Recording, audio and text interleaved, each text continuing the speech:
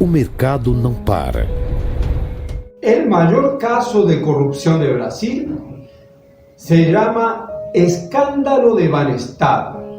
La historia se remonta al año de 1993, cuando las tres principales figuras del Ministerio de Economía, cuyo jefe era Fernando Henrique Cardoso, viajan a un paraíso fiscal, Luxemburgo, y en un final de semana doblan la deuda pública brasileña. Usted tiene el derecho de conocer la verdad.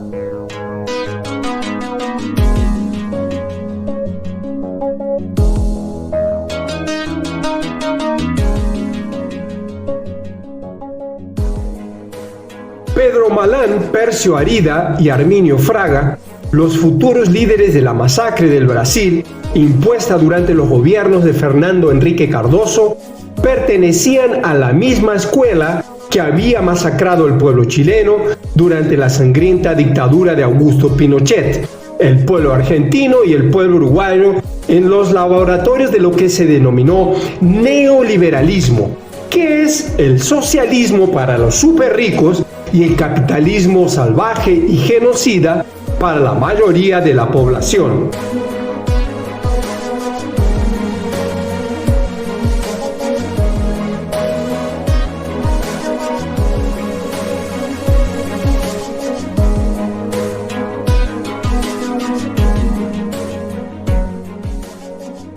En un solo final de semana, la deuda externa se duplicó de 65.000 millones de dólares para 120.000 millones.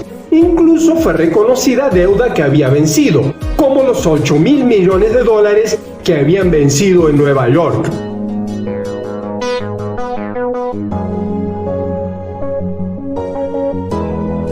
Con estos títulos podridos, durante los gobiernos de Fernando Henrique Cardoso, la mitad de Brasil se entregó a cambio de nada.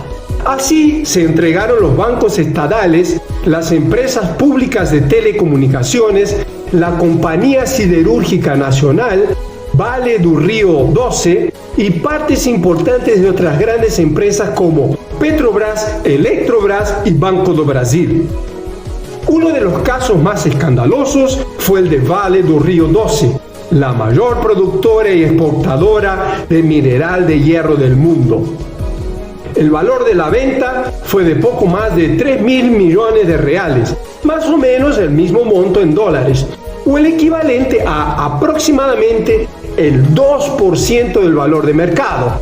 Los compradores también obtuvieron una devolución de impuestos de 640 millones de reales y pagaron esa supuesta venta o compra con títulos de la deuda pública podridos.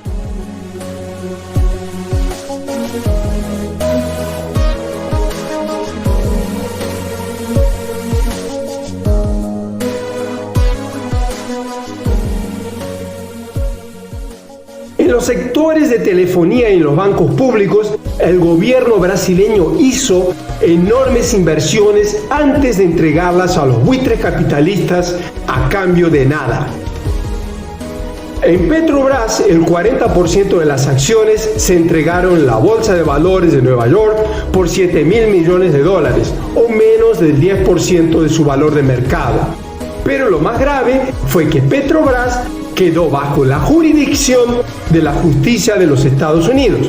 Lo mismo sucedió con varias otras empresas públicas, con las grandes consecuencias que estamos pagándolas hoy.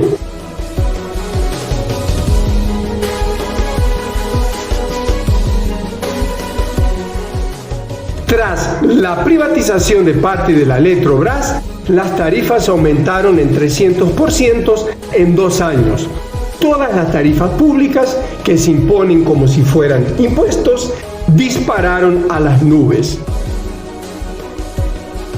Qué lindo es ser un emprendedor, buitre capitalista.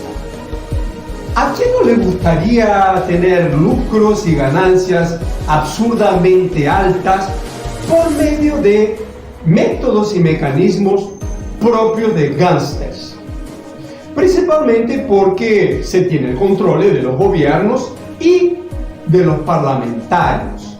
A partir del año de 1989, con el llamado Consenso de Washington, nada es más importante que pagar la deuda pública inventada por ellos para salvar sus empresas y sus empresarios.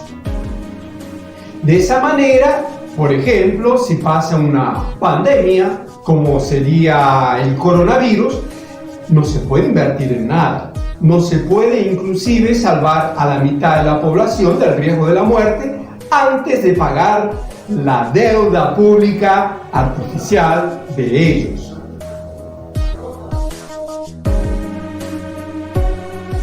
Existe el mito de que las empresas privatizadas brindarían un mejor servicio. Incluso se puede considerar que la política de desguace para privatizar se aplica ampliamente. En realidad, el costo social de haber entregado la mitad de Brasil es enorme. Equivale a toda la población brasileña recibir 30 salarios mínimos mensuales durante 500 años. Todas las principales empresas nacionales y extranjeras, políticos, altos jueces, presentadores de televisión, participaron en el plan y recibieron sobornos abundantes. El movimiento al exterior de las propinas se llevó a cabo utilizando nuevos esquemas. En lugar de utilizar los mecanismos de los doleros a través de las llamadas operaciones de dólar cable, se utilizaron operaciones oficiales a través del Banco Banestado, el entonces Banco Público del Estado de Paraná, un gran dolero súper institucionalizado. Las transferencias se realizaron a través de la agencia de Foz de Iguazú, ubicada en la denominada Triple Frontera, entre Brasil, Argentina y Paraguay. En este lugar compiten agentes de potencias extranjeras, como agentes de la CIA, de la DEA, el Mossad y otros. Y a ellos se les suman narcotraficantes, traficantes de armas, contrabandistas y doleros, los oficiales y los competidores de los oficiales. Parte del resultado del blanqueo de capitales, de las operaciones ilícitas que alimentan las arcas de Estados Unidos e Israel para operaciones encubiertas, tiene ese origen.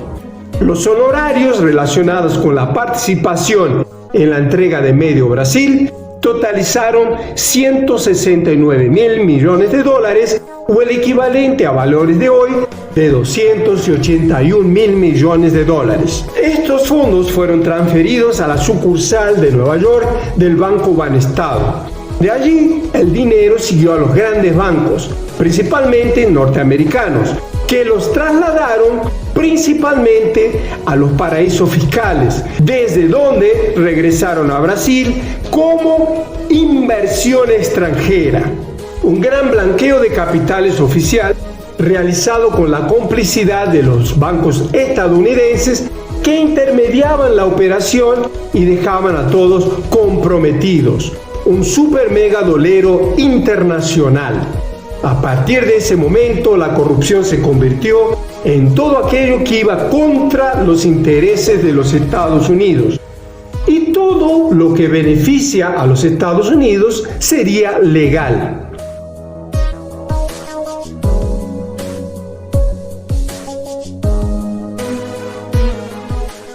La crisis del 2008 puso una pala de cal sobre el llamado neoliberalismo y sus mantras, como el que ahora era la época de la democracia en abstracto, que no habría más comunismo y mucho menos clase obrera, que todos éramos emprendedores en ese mundo de Alicia en el País de las Maravillas.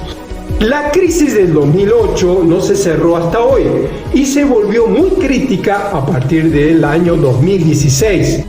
Por esa razón, el imperialismo quiere apoderarse de manera directa de la otra mitad de Brasil que aún no le ha sido entregado y por métodos aún más feroces. Es un Banestado 3.0 donde los doleros tradicionales son reemplazados por el modelo colombiano del Estado narco-paramilitar, con leyes muy reaccionarias inspiradas en el acto patriótico de George Bush del año 2001, sumado al paraíso chileno para los ricos y el Haití para los pobres. En el próximo capítulo iremos presentar las evidencias, por medio de recibos, de la gigantesca corrupción del escándalo de Banestado, que fue realizado justamente por el Banco del Estado de Paraná, un superdolero oficial. Usted tiene el derecho a conocer la verdad.